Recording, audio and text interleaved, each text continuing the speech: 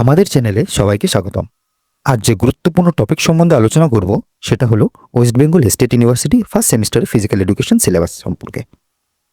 বর্তমানে ওয়েস্ট বেঙ্গলের সমস্ত কলেজে ভর্তি প্রক্রিয়া চলছে এবং অনেকে ভর্তি হয়েও গেছে, এবং তাদের মধ্যে যারা ফিজিক্যাল এডুকেশন সাবজেক্টটি চুজ করেছ তাদের মধ্যে অনেকের প্রশ্ন আসতে পারে, ফিজিক্যাল এডুকেশন সাবজেক্টটি তো নিয়ে নিলাম, এখন এই সাবজেক্টটি কোথা থেকে পড়ব, কোন বই কিনতে হবে কিনা, সিলেবাসটা কি, কি কি পড়তে হবে ফার্স্ট সেমিস্টারে, মাইনরে কি থাকবে, মেজরে কি থাকবে। এই ধরনের যারা প্রশ্ন আছে তাদের জন্য এই ভিডিওটা দেখলেই একমাত্র সমস্ত সমস্যার সমাধান আশা করি মিটে যাবে, এবং এই ধরনের ডিটেলস ভিডিও তুমি ইউটিউবের অন্য কোথাও পাবে না। এখন জেনে নিই ফিজিক্যাল এডুকেশনের সাবজেক্ট কোডটি কি থাকবে, মেজর এবং মাইনরের।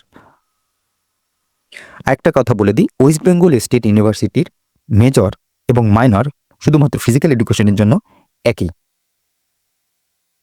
ফিজিক্যাল এডুকেশনের জন্য যে কোডটি থাকবে সেটি হচ্ছে পিইডি, আবার বলে দিচ্ছি, পিইডি কোর 101T। আমি লিখেও দেখিয়ে দিচ্ছি, পিইডি কোর 101T। এটা হচ্ছে ফিজিক্যাল এডুকেশনের যেটা কোর থাকবে এবং যে মাইনর থাকবে সেটার জন্য এই সেম কোডটি থাকবে। চলো তাহলে এখন দেখে নিই কত মার্কস থাকবে কোন কোন বিষয়ে। তোমরা অলরেডি স্ক্রিনে দেখতেই পাচ্ছ যে কোডটা কি আছে এবং তোমাদের কোন সাবজেক্টটি টপিকটি পড়তে হবে। History and foundation of physical education, এটা হচ্ছে তোমাদের টপিক, এবং টপিক অনুযায়ী ক্রেডিট কত থাকবে। ক্রেডিট তোমরা এখানে দেখতেই পাচ্ছ, ক্রেডিট তোমাদের এখানে লেখা আছে 5, ক্রেডিট থাকবে 5, এবং এক্সটার্নাল অর্থাৎ তোমরা যেটা থিওরি পরীক্ষা দেবে অন্য কলেজে গিয়ে সেখানে থাকবে 50 মার্ক, এবং ইন্টারনাল যেটা তোমরা কলেজে দেবে সেটাই থাকবে 40 মার্ক, এবং অ্যাটেন্ডেন্সে থাকবে 10 মার্ক। এই হচ্ছে টোটাল তোমাদের 100 মার্ক। 50 মার্ক, 40 মার্ক এবং 10 মার্ক, এই সমস্ত নিয়ে টোটালটা 100 মার্কের হবে। ক্রেডিটটা সেটা আলাদা 5 মার্কের তুমি ক্রেডিট পেয়ে যাবে। চলো তাহলে এখন দেখে নিই foundation and history of physical এডুকেশনের মধ্যে তোমাদের কি কি পড়তে হবে সেগুলো একদম ডিটেলসে বলে দেব। তোমাদের যে foundation and history of physical education সেটাকে 4টে ইউনিটে ভাগ করা হয়েছে। প্রথম যে ইউনিটটি আছে সেটি হচ্ছে ইন্ট্রোডাকশন, তারপর হচ্ছে biological and sociological foundation of physical education, তারপরে তোমাদের আছে হিস্ট্রি অফ ফিজিক্যাল এডুকেশন, এবং সবার শেষে অর্থাৎ 4 নম্বর ইউনিটে আছে যোগা এডুকেশন।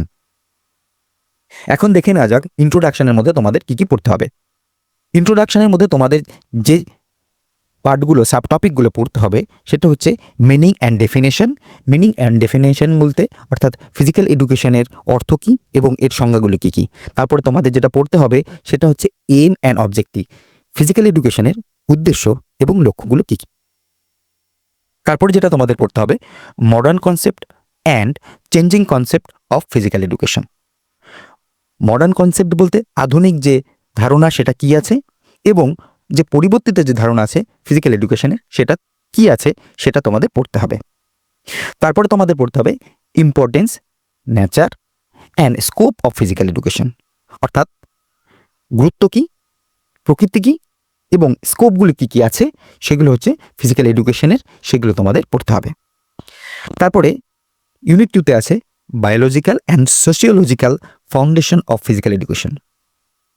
বায়োলজিক্যাল ফাউন্ডেশনের মধ্যে তোমাদের কি কি পড়তে হবে, meaning and definition of growth and development, অর্থাৎ মিনিং অর্থ কি, ডেফিনেশন সংজ্ঞাগুলি কি কি, গ্রোথ অর্থাৎ তোমাদের যে বৃদ্ধি আছে, শারীরিক যে বৃদ্ধি আছে সেটা, এবং মানসিক যে বিকাশ আছে তার অর্থ এবং সংজ্ঞাগুলি তোমাদের পড়তে হবে, এবং এগুলো শরীর বৃদ্ধি এবং বিকাশের ক্ষেত্রে কি কি প্রভাব ফেলছে সেটা তোমাদের পড়তে হবে। তারপরে এখানে ছোট্ট করে বুলেট করে লেখা আছে এজ, এগুলি বায়োলজিক্যাল দিক থেকেই ধরা হয়, ওর জন্য এখানে লেখা আছে chronological age, anatomical age, physiological age and mental age. অর্থাৎ ক্রোনোলজিক্যাল এজ যেটাকে আমরা বলি, সেটা হচ্ছে ক্যালেন্ডার ওয়াইজ যে তোমার জন্ম বা ডেট অফ বার্থটা আছে সেটা। অ্যানাটমিক্যাল, সেটা তোমার যে মাংসপেশি, হাড়, বোন আছে সেগুলো পরিমাপ করে অ্যানাটমিক্যাল এজ বের করা হয়। এবং ফিজিওলজিক্যাল অনেকটাই অ্যানাটমিক্যাল এজের মতনই। এবং মেন্টাল এজ, তোমার মানসিক বিকাশ কী করে হচ্ছে আইকিউ লেভেল চেক করে দেখা হয় তোমার মেন্টাল এজটা কি। এরপরে যে বুলেট পয়েন্ট আছে সেটাই হচ্ছে সোশিওলজিক্যাল ফাউন্ডেশন। এখানেও সেম, তোমাদের সোশিওলজিক্যালের অর্থ কি, ডেফিনেশন কি, অর্থাৎ সংজ্ঞাগুলি কি কি সোশিওলজিক্যালে সেগুলো তোমাদের পড়তে হবে। তারপরে হচ্ছে সোসাইটি অ্যান্ড সোশ্যালাইজেশন। সোসাইটি, সমাজে সোশ্যালাইজেশনের কি ভূমিকা আছে, তার কি গেমসের মধ্যে কি ভূমিকা আছে, ন্যাশনাল এবং ইন্টারন্যাশনাল যে ইন্টিগ্রেশন আছে মানে মিথস্ক্রিয়া আছে, সেটা তোমাদের পড়তে হবে এই সোশিওলজিক্যাল ফাউন্ডেশনের মধ্যে। এখন হচ্ছে unit 3, history of physical education. History of physical এডুকেশনে তোমাদের যেগুলো পড়তে হবে, historical development of physical education and sports in India, pre independence period and post independence period. অর্থাৎ ফিজিক্যাল এডুকেশনে বা স্পোর্টসে স্বাধীনতার আগে কীরকম ছিল এবং স্বাধীনতার পরে কি কি ভূমিকা এবং কি কি কমিটি কি কি কাজগুলি করা হয়েছে ফিজিক্যাল এডুকেশনের উপরে, সেটা তোমাদের পড়তে হবে। তারপরে আসছে অলিম্পিক মুভমেন্ট, এনশিয়েন্ট গেমস এবং মডার্ন অলিম্পিক গেমস। এনশিয়েন্ট গেমসের মধ্যে প্রাচীন অলিম্পিক সম্বন্ধে কথা বলেছে এবং মডার্ন অলিম্পিক সম্বন্ধে যেটা এখন চলছে 2024 হয়ে গেল, সেইগুলি কি কি ছিল, কেমন করে হয়েছিল, কে তৈরি করেছিল, এই সমস্তগুলো তোমাদের পড়তে হবে। তারপরে আসছে brief historical background of Asian games and Commonwealth games. এই যে এশিয়ান গেমস এবং কমনওয়েলথ গেমস, যেমন এশিয়ান গেমস শুরু হয়েছিল ভারতবর্ষে, ঠিক কমনওয়েলথ গেমস শুরু হয়েছিল যে সমস্ত দেশগুলি ব্রিটিশ দ্বারা শাসিত হয়েছিল সেই সমস্ত দেশগুলি একত্রিত করে একটি খেলা করা, সেগুলো চলে আসছে কমনওয়েলথ গেমসের মধ্যে। আর এশিয়ান গেমস, এশিয়ান যে সমস্ত দেশগুলো আছে, অর্থাৎ যেমন বলা যেতে পারে ভিয়েতনাম, তারপরে চায়না, ইন্ডিয়া, এই সমস্ত দেশগুলি যেগুলো এশিয়ার মধ্যে চলে আসে সেগুলিকে বলা হয় আমরা এশিয়ান গেমস। এরপরে যেটা চলে আসছে সেটা হচ্ছে modern and ancient historical perspective, USA, UK, Greece, Rome and India. অর্থাৎ হিস্ট্রিক্যাল অর্থাৎ ঐতিহাসিক যে ফিজিক্যাল এডুকেশনের পার্সপেক্টিভ ছিল, যে গুরুত্ব ছিল, সেটা কোথায় কোথায়, ইউএসএ অর্থাৎ আমেরিকা, ইউকে অর্থাৎ ব্রিটেন এবং গ্রিস, ইউকে আমরা ইউনাইটেড কিংডম বলেই জানি, ব্রিটেনের থেকে সেটা বেশি অ্যাপ্রোপ্রিয়েট, গ্রিস, রোম এবং ইন্ডিয়া। যদি বলা যায় যে প্রাচীন অলিম্পিক কোথা থেকে সৃষ্টি হয়েছে, গ্রিস থেকেই সৃষ্টি হয়েছে, ওর জন্যই গ্রিসটাকে আমাদের ইতিহাস পড়তে হবে। এরপর সবার শেষ ইউনিট অর্থাৎ 4 ইউনিটে কি আছে, যোগা এডুকেশন। এখানে তোমাদের পড়তে হবে meaning and definition of the term yoga, types, aim, objectives and important of yoga, history of yoga. যোগার ইতিহাস কি, এর গুরুত্বগুলো কি কি, যোগা কত ধরনের হয়, যোগার যে টার্মটা সেটা কোথা থেকে এসছে এবং এর অর্থ কি, এবং অষ্টাঙ্গিক যোগা, এখানে লেখা আছে অষ্টাঙ্গিক যোগা বা এখানে অষ্টাঙ্গাল যোগা লেখা আছে, যেটা বাংলায় যদি আমরা বলি অষ্টাঙ্গিক যোগা, এবং হট যোগা, এই হট যোগা, এই কটা বিষয় তোমাদের যোগায় পড়তে হবে। এরপর আমরা দেখে নেব তোমাদের প্র্যাকটিক্যালে কি কি করতে হবে, অর্থাৎ ইন্টারনালে তোমাদের কি কি করতে হবে। দেখতে পাচ্ছ পার্ট বি, এটা প্র্যাকটিক্যাল। কি কি করতে হবে, তোমাদের করতে হবে মার্চিং, ব্যান্ড মিউজিক এবং ক্যালিস্থেনিক্স, যেটাকে আমরা বাংলায় বলি খালি হাতের ব্যায়াম, অ্যারোবিক্স, এই কটা জিনিস তোমাদের করতে হবে। মার্চিং আমরা ছোটোবেলায় করেছি, সবাই জানো, মার্চিং হচ্ছে লেফট রাইট করে যে আমরা করি সেটা হচ্ছে মার্চিং। ব্যান্ড মিউজিক, ওই মার্চিংয়ের সাথেই যে ড্রামটা বাজে সেটাকে বলা হয় ব্যান্ড মিউজিক, এবং ক্যালিস্থেনিক্স খালি হাতের ব্যায়াম 1 2 3 4 করে যেটা করা হয় সেটা হচ্ছে ক্যালিস্থেনিক্স। অ্যারোবিক্স, এটাকে বলা হয় ছন্দমূলক ব্যায়াম, এখানে ব্যাকগ্রাউন্ডে একটা গান চলবে, সেই তালে তালে হাত পা নাড়ানোকে বলা হচ্ছে অ্যারোবিক্স ব্যায়াম।